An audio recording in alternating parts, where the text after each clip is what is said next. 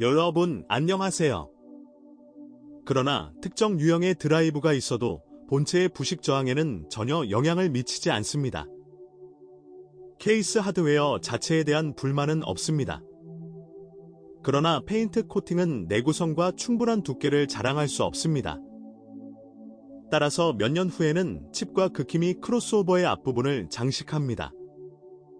그러나 손상된 부분에는 녹이 곧 나타나지 않습니다. 딜러는 일반적으로 보증에 따라 얼굴을 잃은 부품을 무료로 업데이트했습니다. 1년 안에 다시 어두워지지 않을 것이라는 확신은 없습니다. 따라서 많은 소유자는 외부 장식 요소뿐만 아니라 광학장치도 덮는 데 사용되는 특수보호 필름으로 신체를 보호합니다. 범퍼에도 적용됩니다. 사실 앞범퍼에는 페인트가 벗겨지고 벗겨지는 것 외에도 또 다른 문제가 있습니다.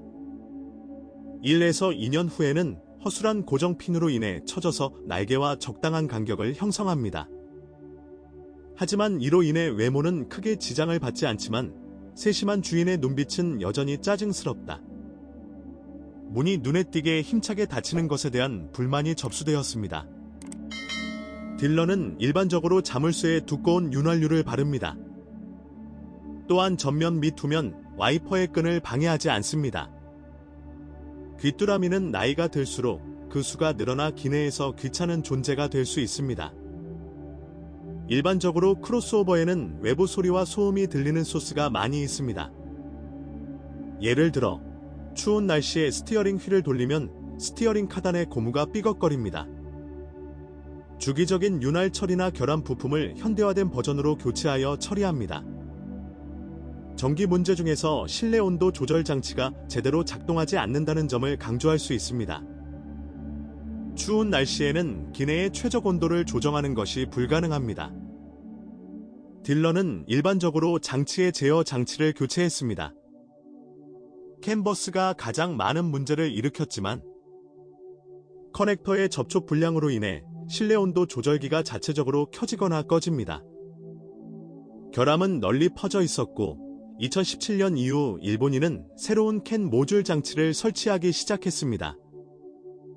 2년 미만의 자동차를 가지고 있는 경우 모든 캔 버스 커넥터를 납땜하면 질병을 제거하는 데 도움이 됩니다. 그런데 열 수 없는 출입 시스템의 성능도 무결성과 신뢰성에 따라 달라집니다. 키의 배터리가 정상이면 캔 버스 접점을 납땜하면 문제가 해결됩니다. 모터를 사용하면 모든 것이 더 간단해집니다. 그중 가장 인기 있는 것은 2리터 가솔린 4초입니다. 이 장치는 2.5리터 장치와 마찬가지로 이전 모델에도 설치되었습니다. 두 엔진 모두 디자인이 유사하며 절대적으로 건강한 유전이 다르지 않다고 말해야 합니다. 일본인은 이러한 부대를 현대화했지만 이전 부대의 특징적인 일부 증상이 여전히 발생합니다. 예를 들어 20만 킬로미터에 가까운 높은 주행거리에서는 오일실, 게스킷 및 실을 통해 오일이 누출되기 시작하고 피스톤링도 고착될 수 있습니다. 타이밍 체인은 거의 동일한 마일리지로 늘어납니다. 그건 그렇고 이전 모델에서는 10만 킬로미터에 도달했습니다.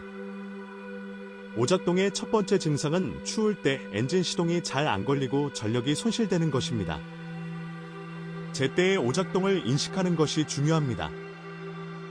결국 증가된 타이밍 체인이 몇 개의 톱니를 뛰어오르고 밸브 타이밍이 이동한 다음 피스톤이 밸브를 만날 수 있습니다. 그리고 값비싼 수리가 보장됩니다. 사실 지금까지 중고 닛산 엑스트레일 소유자는 엔진 문제를 겪지 않았습니다. 결국 자동차는 여전히 상대적으로 젊습니다.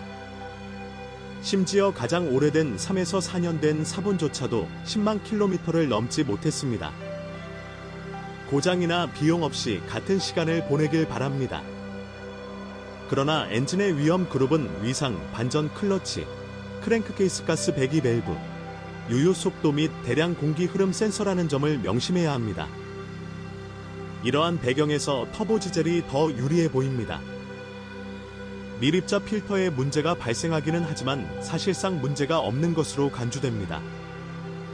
스스로 태울 수 없다면 일반적으로 새 부품으로 교체합니다. 이후에도 필터가 해당 기능을 수행하지 못할 수 있습니다.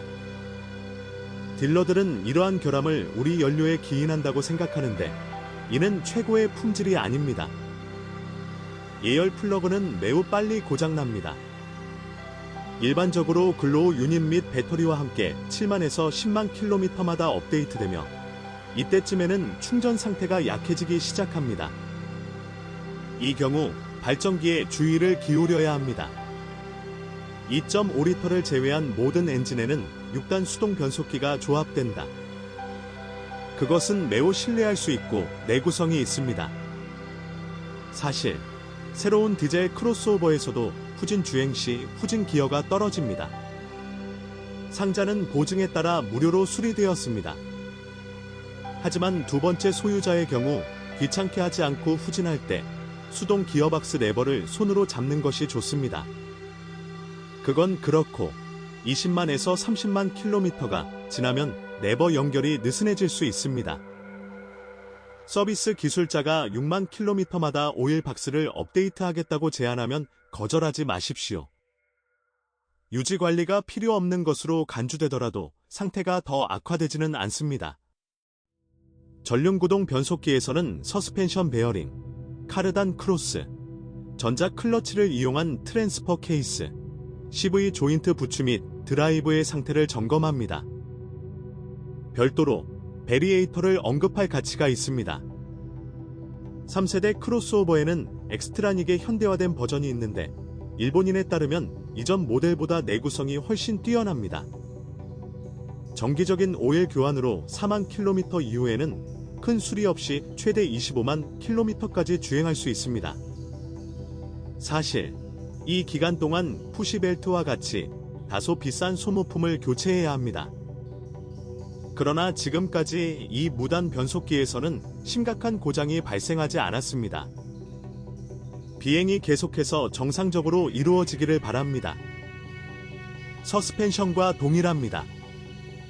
엑스트레일에서는 독립적이고 짧은 스트로크이며 다소 가혹합니다. 이는 고속 항해에 꼭 필요한 것입니다. 하지만 시골길이나 비포장 도로에서는 그다지 편안함을 기대할 수 없습니다. 동시에 매우 삐걱거립니다. 세 번째 크로스오버 소유자마다 셰시 내부에서 발생하는 불쾌한 느린 소리에 대해 불평합니다. 스트럿 범퍼가 시트에서 튀어나와 고르지 않은 표면을 운전할 때 삐걱거리는 것은 충격 흡수 장치입니다. 문제는 윤활유로 치료할 수 있지만 너무 길지는 않습니다. 그리고 2017년부터 일본인은 조용히 작동하는 수정된 충격 흡수 장치를 설치하기 시작했습니다. 그러나 업그레이드된 쇼크 업소버를 설치하더라도 서스펜션 깊이에서 기생소음이 발생하는데 이는 전면 컨트롤암의 고무 무음 블록이 방리되고 균열로 덮이는 원인이 됩니다. 이 경우 새 부품으로의 교체만 제공됩니다. 그렇지 않으면 원칙적으로 소모품 교체 외에는 서스펜션에 문제가 없습니다.